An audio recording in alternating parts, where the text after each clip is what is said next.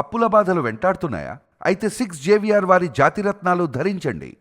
నమస్తే, welcome to మనం TV. YCP అధ్యక్షులు మాజీ ముఖ్యమంత్రి వైఎస్ జగన్మోహన్ రెడ్డి గారు ఈరోజు నర్సీపట్నం వెళ్ళారు. నర్సీపట్నంలో మెడికల్ కాలేజ్ దగ్గరికి వెళ్ళి నిరసన తెలుపుదామని చెప్పి ఆయన అక్కడికి వెళ్ళారు. అయితే అడుగడుగున ఆయనకి చేదు అనుభవాలు ఎదురైనాయి.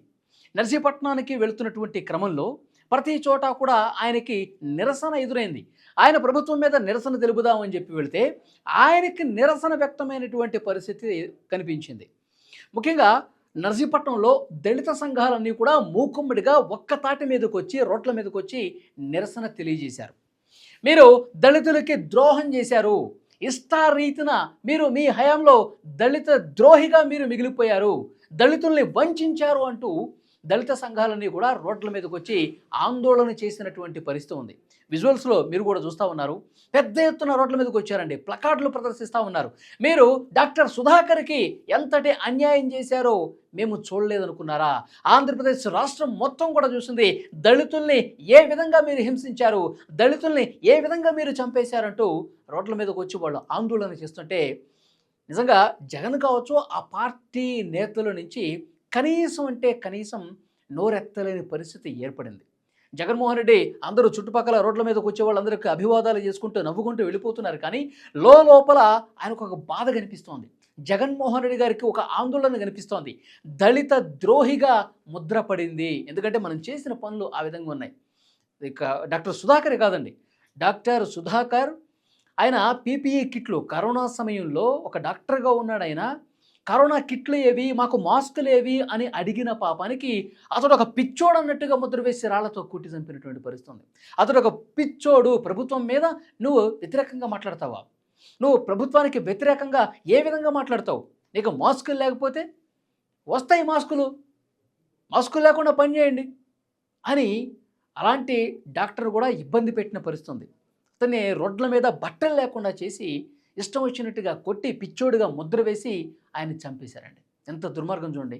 ఈరోజు నర్సీపట్నం వస్తున్నటువంటి జగన్మోహన్ రెడ్డి గారికి ఇదే రకమైనటువంటి నిరసన వ్యక్తమైంది. దళిత సంఘాలన్నీ కూడా మా దళితుల్ని ఎంతమందిని మీ హయాంలో పట్టన పెట్టుకున్నారు, ఎంతమందిని మోసం చేశారు, ఎంతమంది దళిత బిడ్డల్ని పూర్తిగా ఈ లోకం నుంచి పంపించేసినటువంటి పరిస్థితి ఉంది మీ దుశ్చర్యల వల్ల అంటూ మాట్లాడుతూ ఉన్నారు. ఒక్క డాక్టర్ సుధాకరే కాదండి, ఇంకా చాలామంది కూడా ఇబ్బందులు పడ్డ పరిస్థితి ఉంది. నా ఎస్సీ, నా ఎస్టీ, నా బీసీ, నా మైనారిటీ అన్నటువంటి జగన్మోహన్ రెడ్డి గారు అసలు ఆ పక్షాలకు అండగా ఎక్కడ నిలబడ్డారు అంటూ ఈరోజందరూ కూడా రోడ్ల మీదకి వచ్చి నిరసన తెలియజేస్తూ ఉన్నారు. అసలు నర్సీపట్నం వచ్చి మెడికల్ కాలేజీ ప్రస్తావన కావచ్చు, లేకపోతే ఇంకొక ప్రస్తావన కావచ్చు, అసలు మీకు ఎక్కడ అర్హత ఉంది జగన్మోహన్ రెడ్డి గారు? ఎక్కడ మీకు హక్కు ఉంది, మాట్లాడే నైతిక హక్కు మీకు ఎక్కడుంది అంటూ దళిత బిడ్డలే రోడ్ల మీదకి వచ్చి జగన్మోహన్ రెడ్డి గారికి వ్యతిరేకంగా మాట్లాడుతున్నారంటే అన్ని పక్షాల్లో జగన్మోహన్ రెడ్డి గారు ఏ విధంగా ఒక ద్రోహిగా మారిపోయాడన్నది కూడా అందరూ ఆలోచిస్తున్నటువంటి సిచ్యువేషన్ ఉంది. ఒకసారి ఇక్కడ స్క్రీన్లో పెద్ద పెద్ద హోర్డింగ్స్ కూడా ఏర్పాటు చేశారండి. దళిత సంఘాల నేతలు దారి పొడవున జగన్మోహన్ రెడ్డి గారి కాన్వాయ్ వస్తుంటే ఆయనకి దారి పొడవున పైన పెద్ద పెద్ద హోర్డింగ్స్ కనిపిస్తూ ఉన్నాయి. ఈ హోర్డింగ్లో ఏం రాసిందో చూడండి. డాక్టర్ సుధాకర్ గారి ఫోటో పెట్టి ఇక్కడ చూడండి, మాస్క్ ఇవ్వలేక హత్యలు చేసేవాళ్ళు, మాస్క్ ఇవ్వలేక హత్యలు చేసేవాళ్ళు మెడికల్ కాలేజీల గురించి మాట్లాడటమా? ప్రజలారా తస్మాత్ జాగ్రత్త, ప్రజలారా మీరు గమనించుకుంటూ ఉండండి. రాజకీయాల కోసం ఎంతకైనా దిగజారిపోతారు. రాజకీయాల కోసం వాళ్ళకి ఓట్లే కావాలి, రాజకీయాలే కావాలి. దళితులు అవసరం లేదు, దళిత హక్కులు అవసరం లేదు, దళిత బిడ్డల గురించి కనీసం వీళ్ళు ఆలోచించరు అని ఆలోచింపచేసేలా దళిత సంఘాల నేతలే పెద్ద పెద్ద హోర్డింగ్లు పెట్టి ఈ విధంగా రాశారంటే ఒక డాక్టరు, ఒక దళిత మేధావైనటువంటి ఈ డాక్టర్ని ఇంత దారుణంగా చంపేశారు. ఇంత దారుణంగా మాస్క్ అడిగిన పాపానికి నువ్వు ప్రభుత్వాన్ని ప్రశ్నిస్తావు, నువ్వు జగన్మోహన్ రెడ్డిని ప్రశ్నిస్తావా, నీకెన్ని గుండెలరా అంటూ పిచ్చోడు ముద్రేసి పాపం ఈ డాక్టర్ సుధాకర్ గారిని చంపేశారు. ఇది గత ప్రభుత్వానికి జగన్మోహన్ రెడ్డి గారికి మాయని మచ్చ. ఆయన ఓడిపోవడానికి 1,00,000 కారణాలు ఉండొచ్చు, కానీ కొన్ని ప్రధానమైన కారణాలు ఉంటాయి కదా. ఇలాంటి కారణాలు, ఇలాంటి మేధావుల్ని, దళిత బిడ్డల్ని చంపేసింది గత ప్రభుత్వం. ఇక చూడండి, పైన వైఎస్ఆర్సీపీ నెవర్ అగైన్. ఆ పార్టీ అనేది మళ్ళీ రాదు, రాకూడదు, రాలేదు అని కూడా చాలా స్పష్టంగా ఫ్లెక్సీల్లో పెట్టినటువంటి పరిస్థితి ఉంది. కాబట్టి ఒక్క దళిత వర్గాలే కాదండి, చాలామంది క్వశ్చన్ చేస్తూ ఉన్నారు. ఇప్పుడు కూటమి ప్రభుత్వం అనేక సంక్షేమ కార్యక్రమాలు అమలు చేస్తోంది.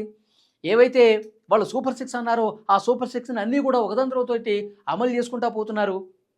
మనం ఏది ఫ్రీ బస్సు కావచ్చు, తర్వాత తల్లికి వందనం కావచ్చు, పెన్షన్లు కావచ్చు, సంవత్సరానికి 3 ఉచిత సిలిండర్లు కావచ్చు, రైతులకి అన్నదాత సుఖీభవ కావచ్చు, ఇవన్నీ కూడా మొన్ననే ఆటో డ్రైవర్లకు కూడా పథకం ప్రారంభమైంది కదా, ఆటో డ్రైవర్ల సేవలు అంటూ. ఇలా పథకాలన్నీ కూడా సూపర్ సిక్స్లో భాగంగా అమలవుతున్నాయి. అంతర్జాతీయ కంపెనీలు కూడా పెట్టుబడులు పెట్టడానికి వస్తున్నాయి.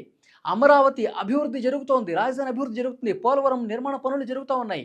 దేశంలో ఎక్కడైతే మిగతా రాష్ట్రాల్లో ఎలాంటి అభివృద్ధి కార్యక్రమాలు జరుగుతున్నాయో ఏ మాత్రం తగ్గకుండా ఆంధ్రప్రదేశ్ అభివృద్ధి పరుగులు పెడుతోంది. ప్రస్తుతం ఆంధ్రప్రదేశ్ వెలుగొందుతోంది అని ప్రజలందరికీ అర్థమవుతోంది. మరి ఇలాంటి సందర్భంలో జగన్మోహన్ రెడ్డి గారు మెడికల్ కాలేజీ గురించి ప్రస్తావన తీసుకొచ్చారు. మీ హయాంలో 17 మెడికల్ కాలేజీల్లో ఎన్ని పూర్తి చేశారు? ఇప్పుడు నర్సీపట్నానికే వస్తున్నారు. నర్సీపట్నం మెడికల్ కాలేజీ పూర్తయిందా? నర్సీపట్నం మెడికల్ కాలేజీ ఎక్కడ వేసిన గొంగళి అక్కడే అన్నట్టుగా ఉంది కదా. మొత్తం స్లాబ్లు వేసి ఆ కట్టడాన్ని అట్లా నిలిపేసిన పరిస్థితి ఉంది కదా. దానికి పక్కనే కూతవేటు దూరంలో వైజాగ్లో మీ రిషికొండ ప్యాలెస్ని చాలా అద్భుతంగా నిర్మాణం చేసేసుకున్నారు. నిర్మాణం పూర్తయిపోయింది. పెద్ద పెద్ద కొండల్ని పిండి చేసి అలాంటి ఒక రాజసంలాగా రాజవైభోగాన్ని తలపించే విధంగా మీరు రిషికొండ ప్యాలెస్ని కట్టుకున్నారే, మరి దానికి అతి సమీపంలో ఉన్నటువంటి మెడికల్ కాలేజీని ఎందుకు కట్టలేదని చెప్పి నర్సీపట్నం ప్రాంత ప్రజలు ప్రశ్నిస్తూ ఉన్నారు. మిమ్మల్ని దళితులు ప్రశ్నిస్తూ ఉన్నారు, మైనార్టీలు ప్రశ్నిస్తూ ఉన్నారు, ఎస్టీలు ప్రశ్నిస్తూ ఉన్నారు. వాళ్ళకి ఏం సమాధానం చెప్తారు జగన్మోహన్ రెడ్డి గారు? ఈరోజు దళిత సంఘాలన్నీ కూడా డాక్టర్ సుధాకర్ గారు ఒక్క ప్రస్తావన తీసుకురావట్లా. గతంలో మీ ఎమ్మెల్సీ అనంతబాబు గారు ఉన్న సమయంలో ఆయన డోర్ డెలివరీ చేశాడు కదండి. ఇవన్నీ కూడా మర్చిపోలా. చాలామంది కళల్లో ఇంకా మెదులుతూనే ఉన్నాయి. జగన్మోహన్ రెడ్డి గారు ఇంకా మీ రాజకీయాలు, మీ ఓట్ల రాజకీయాలు ఆపండి. ఇకనైనా ప్రజల కోణంలో ఆలోచన చేయటం నేర్చుకోండి. ఈ మెడికల్ కాలేజీలు ప్రభుత్వ ప్రైవేటు భాగస్వామ్యం ఇస్తే తప్పేంటి? వేగంగా పూర్తవుతుంది. ప్రైవేటు వాళ్ళకి కొంత వెళ్ళినా మొత్తం ప్రభుత్వ ఆధ్వర్యంలోనే జరుగుతుంది కదా కాలేజీలు నిర్వహణ మొత్తం కూడా. ఆ ప్రైవేట్ వాడు ఏమైనా తప్పు చేస్తే వెంటనే 4 పీకి ఇంకొకటి తీసుకొచ్చి పెట్టుకుంటారు కదా. మరి వేగంగా పూర్తవుతుంది. నిధులు లేనప్పుడు ఈ పబ్లిక్ ప్రైవేటు పార్ట్నర్షిప్లో నిర్మిస్తే తప్పేంటి? దీన్ని ఎందుకు రాజకీయం చేస్తూ ఉన్నారని చెప్పి ప్రజలే స్వచ్ఛందంగా జగన్మోహన్ రెడ్డి గారిని క్వశ్చన్ చేసే పరిస్థితి ఉంది. సో చూద్దాం, జగన్మోహన్ రెడ్డి గారు ఎప్పుడో 2 నెలలకు 3 నెలలకు ఇట్లా రోడ్ల మీదకి వస్తారు. రోడ్ల మీదకి వచ్చినప్పుడు హడావుడి చేస్తారు. మళ్ళీ తాడేపల్లి ప్యాలెస్ లేకపోతే బెంగళూరు యలహంక ప్యాలెస్లోనే వెళ్ళి కూర్చుంటారు. సో ప్రజలు అన్నీ తెలుసు, ప్రజలు అన్నీ గమనిస్తూ ఉన్నారు. ఎవరు క్వాలిటీ వర్క్ చేస్తూ ఉన్నారు, నాణ్యతతో ప్రజల కోసం పనిచేస్తూ ఉన్నారు, ఓట్ల కోసం పనిచేస్తారు అన్నది కూడా ప్రజలకు అర్థమవుతుంది. ఈ వీడియో మీద తప్పకుండా మీ అభిప్రాయాన్ని కూడా కామెంట్ రూపంలో తెలియజేయండి. Thank you.